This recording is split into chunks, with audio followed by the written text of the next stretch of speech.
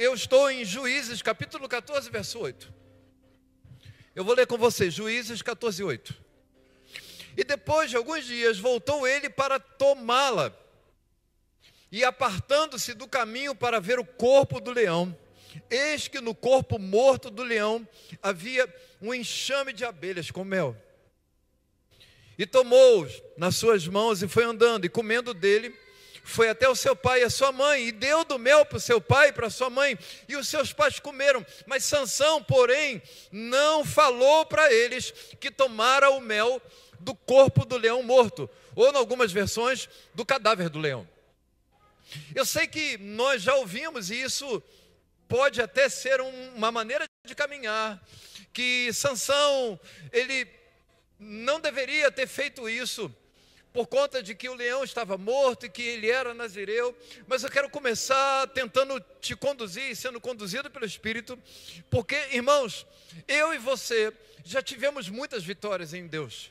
Deus já nos deu muita graça sobre adversários espirituais poderosos. Deus já nos deu muita graça sobre o nosso próprio adversário, que somos nós mesmos. Quem aqui não foi liberto ou cooperou com Deus para uma libertação de si mesmo, de vícios e coisas parecidas? Amém? Eu sei que, se não todos, a maioria já viveu alguma coisa em que disse: uau, Deus me fortaleceu e Deus me permitiu ter vitória sobre isso. E isso é maravilhoso, irmãos. Eu mesmo já tive vitórias extraordinárias, incríveis, bonitas demais, algumas que sequer eu posso comentar com vocês, de tão profundas que foram. Mas a verdade é que a Bíblia diz que os seus pais, a saber, os pais de Sansão, estavam caminhando com ele, e Sansão se aparta um pouco, e você vai encontrar isso nos versos anteriores ao que foi lido, e surge um leão, um leão novo. E Sansão, então, na força do Senhor, ele entra no embate com aquele leão, e esse leão aqui representa um adversário, representa um obstáculo, e a Bíblia diz que Sansão consegue vencer o leão, ele mata o leão. Uau! Nós já ouvimos a expressão matando um leão por dia, amém? Eu acho que não é uma expressão brasileira, mas enfim, para nós faz muito sentido. Pois bem, se nós observarmos essa frase comum, matar um leão por dia, irmão, se já tem um leão por dia para matar, eu não vou procurar leão morto. Mas tem gente que parece que não aprendeu e tripudia sobre inimigos que já estão mortos, retornam àquele lugar a fim de talvez se engrandecer, de sentirem uma alegria da vitória que já passou, e esses lugares são perigosos. Nós nunca devemos voltar a lugares que já matamos leões. Por quê? Porque você pode ser colhido pela nostalgia de querer lutar de novo com aquilo que já foi vencido. Ah, como era bom aquele tempo que eu matava leão. Vocês estão comigo, sim ou não? Talvez você olhe para o leão e pense assim: uau, eu sou muito fortão. Mas a minha Bíblia diz em Judas que Miguel, o arcanjo, quando contendia com Satanás sobre o corpo de Moisés, ele não tripudiou sobre Satanás, sequer fez um xingamento. Antes ele falou: que o Senhor te repreenda. E nós temos esse espírito combativo muitas vezes, e nesse espírito combativo que é bom, nós tripudiamos, nos alegramos, até zombamos daquilo que foi Deus quem deu vitória para nós. Os leões que deveriam ser esquecidos, mas que nós somos atraídos a lembrar como foi. Gostamos de visitar esses lugares. Irmãos, não poucos amigos eu já conheci, quem visita a leões que já foram mortos, foram tragados pela morte do leão. Porque um leão morto ainda exala cheiro de morte. E a morte tragou esses amigos crentes que eu tenho. Eu não diria que tinha, que tenho. Foram lá e disseram: não, agora eu posso tripudiar sobre o vício, agora eu posso tripudiar sobre isso que eu venci. E voltaram naquele lugar. O leão estava morto, cara. Mas entraram num combate que não precisavam mais. Foram temerários. Faltou graça, faltou inteligência, faltou sabedoria. E eu quero começar dizendo: por favor, não volte a lugares que você não precisa voltar. Você não precisa ir checar depois de alguns dias se o que está morto mesmo. Não checa, porque pode ser que você encontre algo para o qual você não está preparado. Eu imagino, irmãos, que quando Sansão matou o leão, ele teve uma certeza, bem, o leão está morto. Parece que esse é o primeiro grande episódio da manifestação da força de Sansão. Talvez depois de alguns dias, ele deve ter ficado pensando naquilo. Cara, eu briguei com um leão, cara, eu matei um leão. Mas talvez ele tenha dito, ok, mas isso Davi também já fez. Então, mas a verdade é que Davi vai surgir em outro momento, então acho difícil o Sansão pensar sobre isso. Mas a verdade é que se eu fosse Sansão, eu iria para casa e pensaria assim, será que o leão morreu mesmo? Será que está tudo certo? Será que tem mais um bico que eu tenho que dar nesse leão? Será que tem alguma coisa que eu preciso fazer? Então, o Sansão deve ter se reaproximado, passado alguns dias, para conferir se o serviço estava bem feito. E certamente, na medida que ele foi se aproximando, ele estava se preparando, adrenalina forte, porque vai que o leão está vivo. Mas o Sansão estava pronto para brigar com o mesmo leão, só que aquele leão agora tinha a doçura do mel. Por quê? Porque o inimigo, irmãos, ele tem tudo, menos ausência de percepção, ele é perspicaz. Significa dizer que você vai preparado para um combate. Não, eu já sei como funciona, eu vou fazer, vai dar certo. Uau, eu sei como matar o leão. Mas ele não estava preparado para a coisa mais inusitada, insólita, encontrar um favo de mel dentro da carcaça de um leão. Então ele foi lá, olhou para o leão, ele está morto mesmo, e tem mel. Uau! Ele vai lá e pega o favo de mel, ou pega um bocado de mel, e sai comendo.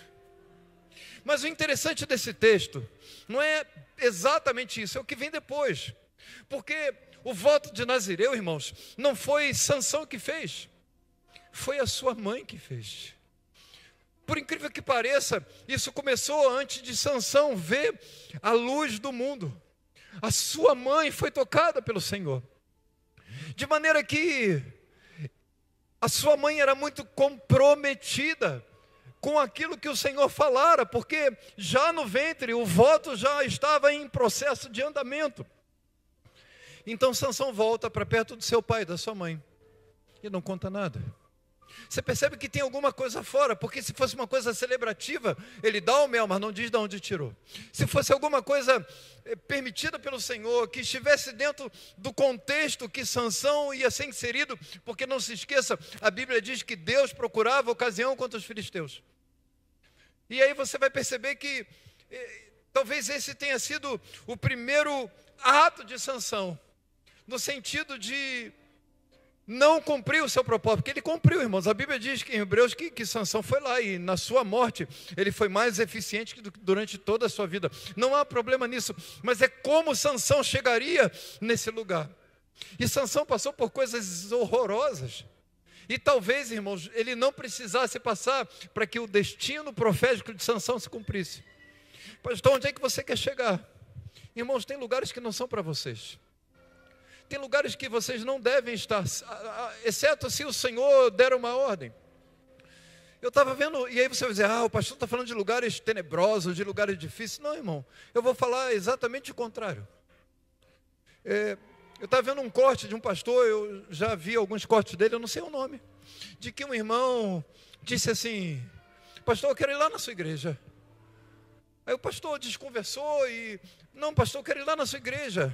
E o pastor desconversou, até que o irmão insistiu, isso é uma história real, o irmão insistiu, o pastor, mas, irmão, o seu pastor vai ficar triste, você não congrega, você é crente, eu estou vendo pelo seu linguajar, você fala irmão, varão, varoa, você é crente. Aí o irmão disse assim, então eu vou quais os dias de culto? É domingo e quarta, então eu vou na terça. Porque na minha igreja é domingo e quarta, mas na sua é domingo e terça, eu vou na terça. Aí o pastor disse assim, faz o seguinte, irmão, vamos fazer desse jeito. Vai lá na sua igreja, pega o nome de 10 irmãos que estão adoentados, que estão internados. Em vez de você vir na minha igreja, vai visitar esses irmãos. Porque, irmãos, nem tudo que tem aparência de santidade é de fato santo. como eu gosto de pregar para uma casa cheia, irmãos. Para muitos irmãos envolvidos na palavra, né, com todas as cadeiras ocupadas. A gente tem 300 lugares, se eu não me engano, aqui. Mas deixa eu te falar uma coisa. Se você não estiver envolvido, se você não estiver derramado na presença de Deus, até você pode errar no seu momento em casa de Deus. Talvez você esteja numa casa de Deus, que é a casa de Deus para o outro e não para você. Ou talvez você esteja deixando de ir na casa de Deus, que é para você estar. Vocês estão comigo, sim ou não? Então não se trata só de você não estar em lugares que aparentemente, religiosamente, nós não devemos ir. Não, muito pelo contrário, eu acho que nós devemos estar nos lugares mais difíceis. Mas deixa eu te contar uma coisa. Cara, se compromete com algum lugar. Entrega teu coração para não para alguma casa, mas envolve teu coração num propósito digno do Senhor. Se movimenta dessa maneira, não porque você sente algo, não porque você sentiu uma alegria, ou sentiu uma tristeza, ou até se sentiu ofendido porque alguém disse alguma coisa que é exatamente a tua vida. Não, mas porque você encontrou o teu grande tesouro e você quer vender tudo para comprar aquela pérola de maior valor. Vocês estão comigo, sim ou não? Então, por favor, queridos irmãos, não voltem a lugares que vocês não precisam voltar. Não desçam as vinhas de Timna. O que eu acho interessante, porque alguns vão dizer, Sansão tocou num cadáver de animal. Irmão, o voto de Nazireu não fala de cadáver de animal. É especificamente de gente, mas, ok, pastor, está implícito lá eu anotei aqui, em Números. Pode estar implícito, mas deixa eu te falar uma coisa. Será que Sansão não comia carne? Então, quando come carne, você está tocando em algum animal que morreu. Não me parece que é sobre o animal que morreu, mas é sobre aonde o animal estava, porque a Bíblia diz que ele estava numa vinha. Irmão, como é que alguém que não pode beber vinho, que não pode beber bebida forte, que não pode comer nem a folha da parreira, não pode comer uva, não pode nem fazer um chá de caroço de uva, vai ficar numa vinha? Então a questão não é o cadáver do leão, mas é onde o leão fez emboscada. Porque o leão vai sempre fazer emboscada em um lugar que você fica fragilizado, em um lugar que você fica exposto, em um lugar que você parece que ali não funciona. E mesmo com as vitórias nesses lugares, parece que ele continua te atraindo. E não se iluda, irmão, a faceta que o inimigo cria é sempre diferente. Primeiro um leão rugindo, depois um favo de mel com aquele gosto, com aquele cheiro doce no ar. Mas de qualquer maneira, ainda eram as vinhas de Timna. Vocês estão comigo, sim ou não? Então, não caminhe em lugares que você não precisa caminhar. Cuidado com os lugares de vitórias antigas, porque Deus quer te dar novas vitórias, e não que você tripudie sobre cadáveres. Aleluia! Irmãos, eu quero ainda caminhar sobre um assunto que é um pouquinho delicado. Irmãos, o lugar errado, porque eu estou falando de você estar no lugar certo, na hora certa. Um lugar errado na sua vida pode ser algo tão forte, tão escalonado, que esse lugar pode nomear a tua cidade. O lugar errado. Escute, Gênesis 12, versículo 1. Ora, o Senhor disse a Abraão: sai da tua terra, da tua parentela e da casa do teu pai, para a terra que eu vou te mostrar, e far-te-ei uma grande nação. Agora veja, eu vou abençoar quem você abençoar. Eu vou engrandecer o teu nome, tu serás uma bênção. Abençoarei os que te abençoarem, amaldiçoarei os que te amaldiçoarem. Mas olha o que ele vai dizer: em ti serão ou não benditas todas as famílias? Não, ele diz, você vai abençoar e você vai amaldiçoar. Mas no final das contas, todas as famílias da terra serão abençoadas em você. Então tem uma bênção para a família. Mas talvez o que você não tenha percebido é que se você retroceder alguns versículos, na verdade um capítulo, para o final do capítulo anterior, você vai perceber que existe uma família sendo movimentada. A família do pai de Abraão. O pai de Abraão se chamava Terá. E Terá teve 3 filhos, Abraão, Naor e Arã. A Bíblia diz, alguns versículos antes, no capítulo anterior, que o Terá, ele, com esses 3 filhos, caminhava. e parece que Deus já empurrava a linhagem de Abraão para Canaã. Porque a Bíblia vai dizer que o Senhor, ou melhor, de que Terá, ele se encaminhou para esse lugar chamado Canaã, que é para onde Deus vai levar Abraão depois. Ou pelo menos para onde Deus quer que Abraão vá. Então você percebe que na família de Abraão, já na linhagem de seu pai, havia um sopro, um empurrão, um mexer de Deus, uma movimentação santa para que Canaã fosse abençoada. Mas no meio do caminho, acontece uma tragédia. Um dos irmãos de Abraão morre. Lembra? Abraão tinha 2 irmãos, Naor e Arã. Arã morre. E agora o pai de Abraão, que se chama Terá, provavelmente ficou abalado. Esse Arã já tinha um filho que chamava Ló, e você conhece a história dele. E agora eu tenho Terá, pai de Abraão, com um luto. Como eu vou entristecer pelo filho que eu perdi? No quanto isso mexe com o meu propósito? A Bíblia diz que ele estava a caminho de Canaã. Mas sabe o que aconteceu? Ele chegou a uma cidade chamada Arã. Que coincidência, irmãos. Ele chegou a um local chamado Arã, o nome do filho morto. E morreu ali também.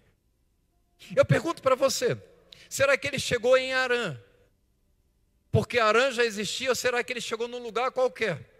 Mas o luto dele, o sentimento de perda, de morte foi tão grande, que aquilo começou a se espalhar como um nome para a cidade. Então, é a cidade do Arã.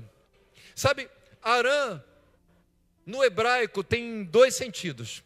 O primeiro é de caminho, de percurso. Uau! Mas por incrível que pareça, também pode significar o ressecado, o desidratado, aquele que não tem mais forças, que o sol do deserto queimou até que ele não consiga dar mais um passo. Pastor, o que você quer dizer com isso? Irmãos, quem aqui nunca passou por um problema, nunca passou por um luto, nunca passou por uma dor? Quem aqui nunca chorou, nunca disse assim: Senhor, por que isso está acontecendo comigo? É tanta gente que você olha e diz assim: por que aquele cara não é com ele, não é com ele e é comigo? Porque todos nós, irmãos, vamos de vez em quando enfrentar as durezas da vida. De vez em quando o Salmo 26 acontece em nós. O dia mau vem, o dia da adversidade vem, e a gente tem que saber continuar caminhando. O dia da adversidade chegou na família de Abraão, ou de Abrão, chegou na vida do seu pai, de Terá, e ele morreu. Ele morreu no lugar que tinha o nome do seu filho morto. Eu quero crer, irmãos, eu acredito que esse lugar não se chamava Arã, até Terá chegar lá. Ele passou a se chamar Arã, porque Terá chegou, e o luto de Terá era tão grande, a dor de Terá era tão grande, que a dor dele começou a ter um nome, o nome do filho que morreu, e ele começou a ressecar por dentro, no seu propósito. Deus queria empurrar aquela família já na geração do pai de Abraão, mas a força da dor foi maior do que a força do propósito, e aquele lugar, que deveria ser um lugar de passagem, para que eles pudessem descansar, talvez até chorar o luto, mas prosseguir, se tornou um lugar de sepultura, não só para Arã, mas para o seu pai Terá. Vocês estão comigo, sim ou não? Agora entenda, muitos de nós podemos nomear nossa cidade com aquilo que está queimando, batendo, pulsando dentro de nós profeticamente. Se você tem uma dor, se você tem uma ferida exposta, que ainda não é uma cicatriz de testemunho, muito provavelmente em todo lugar que você for, esse lugar e você mesmo serão conhecidos, não pela cicatriz da dor que passou, mas pela ferida que ainda dói.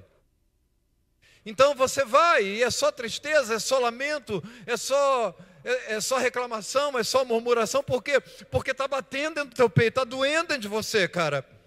Mas quando você entende que, não obstante as adversidades, o Senhor tem um lugar, como diz o Salmo 26, no oculto do meu tabernáculo, no lugar secreto, na minha câmara secreta, eu vou te colocar. Então você permanece avançando.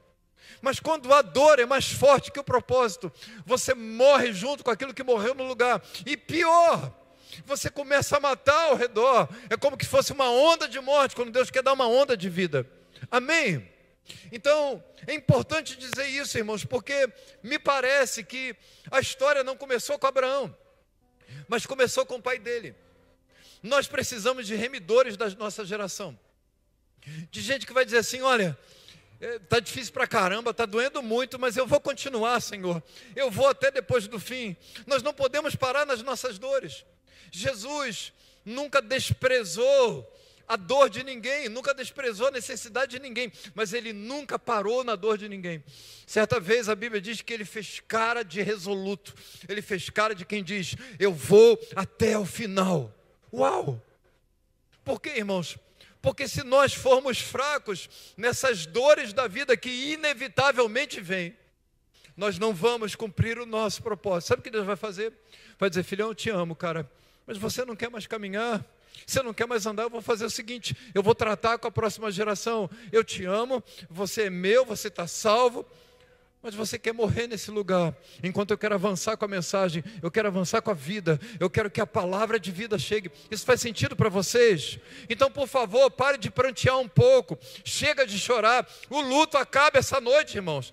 Mas pastor, está doendo. Eu não estou dizendo que não está doendo, mas apesar da dor, você vai caminhar, você vai prosseguir, você vai dizer: Senhor, eu vou atrás do propósito que você me mostrou.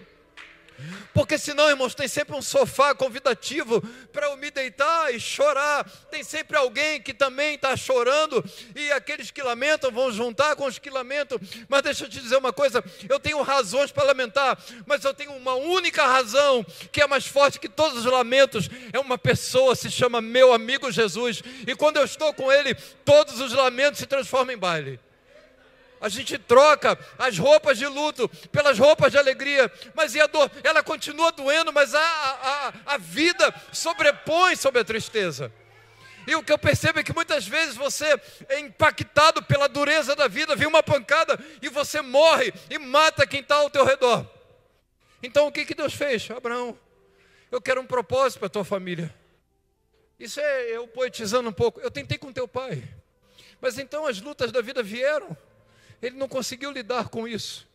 Então, Abraão, agora eu preciso de você, porque Canaã está aguardando um remidor, está aguardando alguém que abençoe a terra. Vamos lá, Abraão. Mas só que não dá para levar a morte junto contigo. Não dá para levar junto com você o sentimento de que não vai dar certo. Então você vai ter que sair da tua casa, da tua parentela e da casa de teu pai. E eu vou te mostrar um lugar. Você está comigo, Abraão? Vocês estão entendendo isso? Agora entenda, irmãos. Uma vez eu falei isso. O que Abraão viu para seguir esse chamado? O que aconteceu? Porque você percebe que a família de Abraão provavelmente era uma família bem sucedida. Aqui fala em empregados, em servos, em animais. Então, Abraão não era um cara aí perdido na vida, não. Ele era um cara bem sucedido, muito provavelmente a partir até de seu pai. O que faz um homem largar toda essa segurança e ir para uma terra que Deus nem mostrou para ele, só disse que existia? É porque Deus não precisava mostrar a terra quando Ele mesmo se mostra. Porque mais brilhante, mais glorioso do que a terra, é o Senhor que te manda possuir aquela terra. Provavelmente Abraão desfrutou da presença gloriosa do Senhor. Aquilo mexeu tanto com ele que ele estava disposto a ir para qualquer lugar, mesmo nunca tendo visto, mesmo nunca tendo conhecido aquela terra, ele conheceu aquele Deus. A questão, irmão, não é tanto onde você está, não é tanto aonde Deus está levando você, mas é quem está indo junto. E eu estarei contigo. Uau! Ele queria a presença, irmãos. A terra prometida era um bônus, mas ele queria a presença. Meu Deus! Oh, Jesus, ajuda. Vamos trabalhar um pouco mais? Amém? Irmãos, você lembra da história de Samuel, o profeta Samuel, como é lançado no cenário? O profeta Samuel não surge. Quem surge é uma mulher inconsolável. Quem surge é uma mulher que se sentia não amada.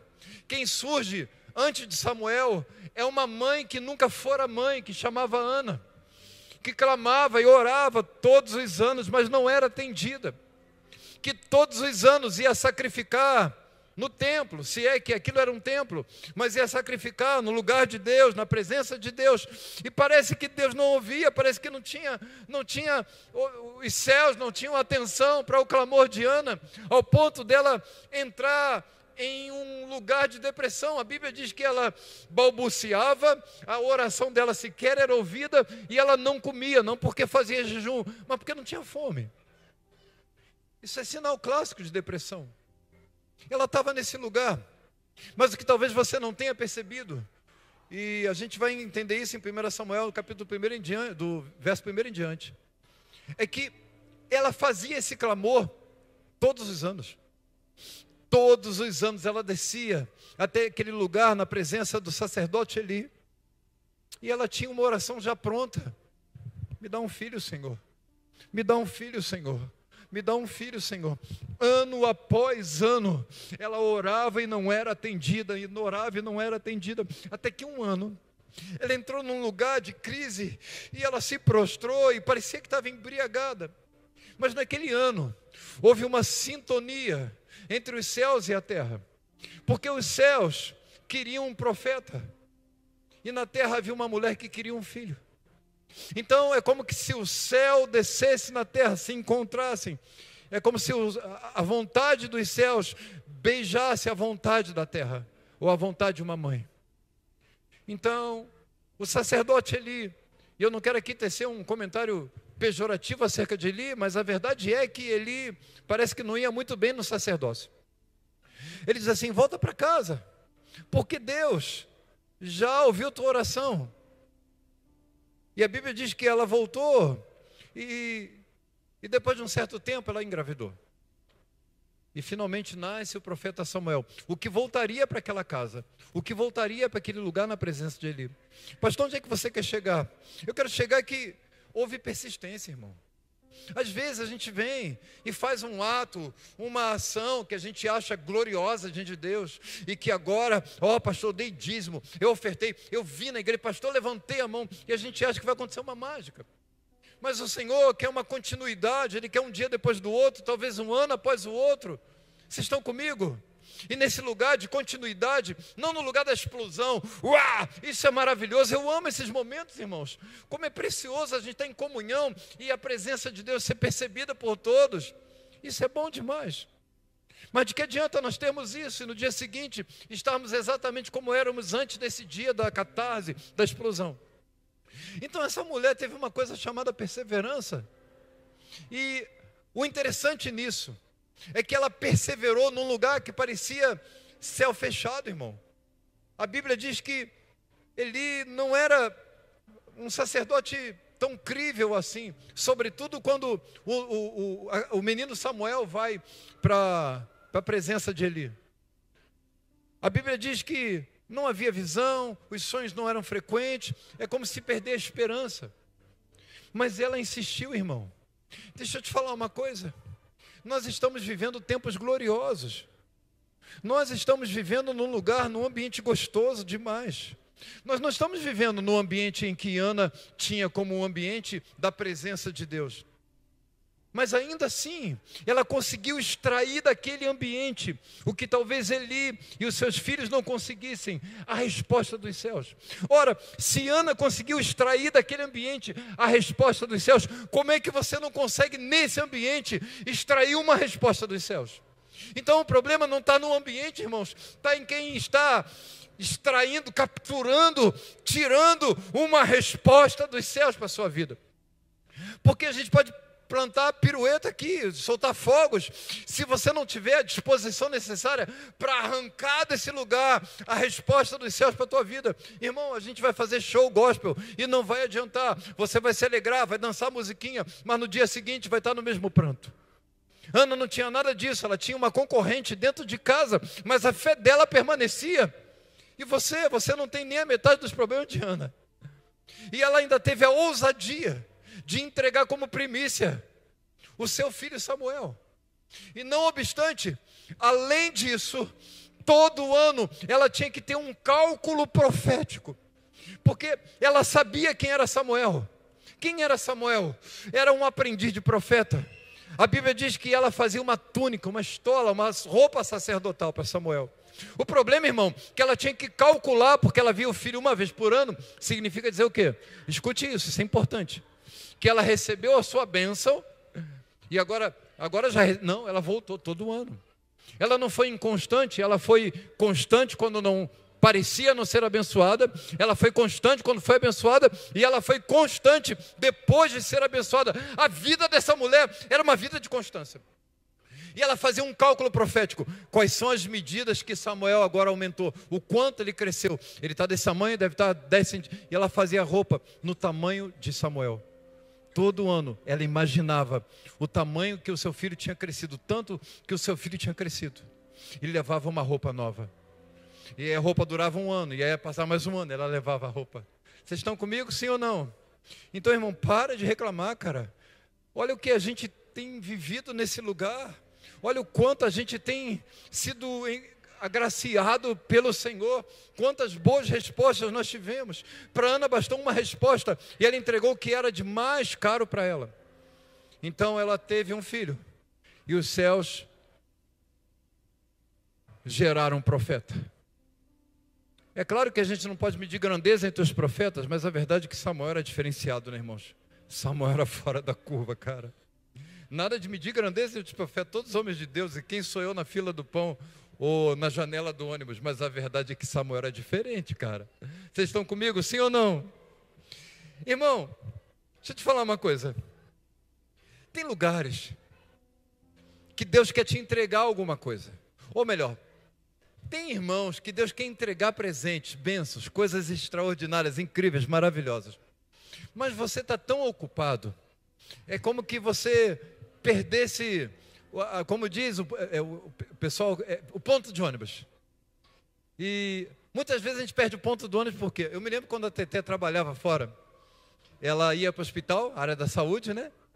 E não poucas vezes ela passava do ponto e acordava numa cidade diferente. O motorista, moça, acorda, chegamos. Aí ela tinha que retornar tudo, por quê? Porque ela estava cansada demais, o plantão exaustivo. Então ela tinha que descer em Madureira e ia parar em Caxias, em algum lugar assim, irmão. E a gente ficava assustado, isso aconteceu algumas vezes. Por quê? Porque quando nós estamos exauridos, porque quando nós estamos cansados, ou quando estamos muito entusiasmados com algo. Aliás, deixa eu dar uma dica aí para os irmãos também da internet. Quem já comprou carro aqui no impulso? Você foi, olhou um carro e disse, é esse.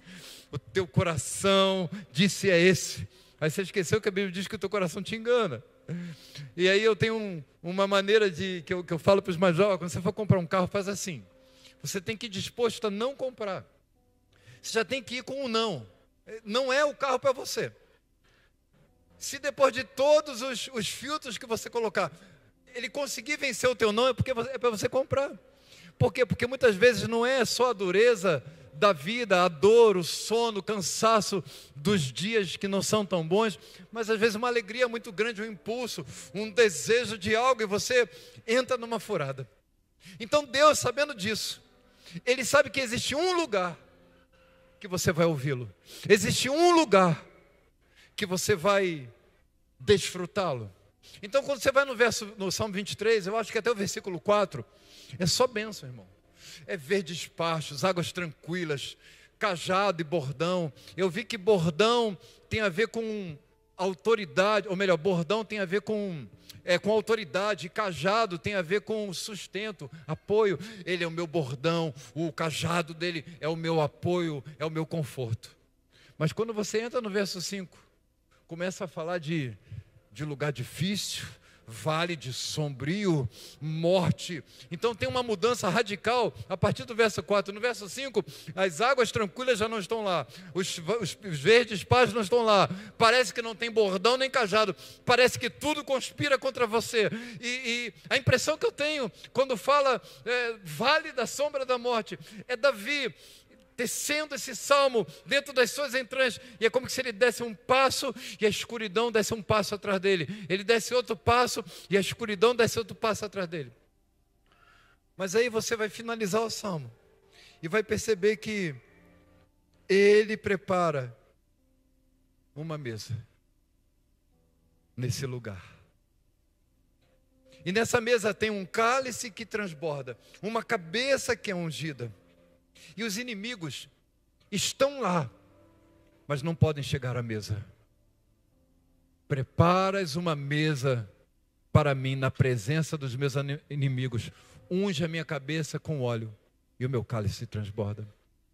Ou seja, existem lugares que Deus prepara, que você acha que são lugares de dor, que você acha que são lugares de sofrimento, mas foi a maneira que Deus teve para tirar a tua distração, para você acessar uma mesa que você nunca sentou ao redor dela, para você ter um tipo de unção que você nunca teria se não fosse esse momento difícil, para você beber de um cálice que jamais você daria atenção, porque todos os outros cálices da vida, de alegria, de distração, de festas, tomaram o lugar do cálice que você devia beber. E é claro que eu não posso deixar de fazer menção ao meu querido Jesus. Ele tomou o pão e deu graças. Tomando o cálice, ele bebeu e disse: eu tenho uma aliança com vocês. Eu tenho um testamento com vocês. Eu penso que quando Davi escreveu o Salmo 23, ele não sabia, mas ele estava apontando para o sangue de Jesus que seria derramado como um cálice que seria sempre transbordante, pronto para inaugurar um novo tempo, não importando o tipo de luta que cada um vive nesse lugar. A promessa de Jesus não é vida fácil, é vida com Ele. Não é vida sem problema, mas é Ele ao teu lado, com problema ou com alegria.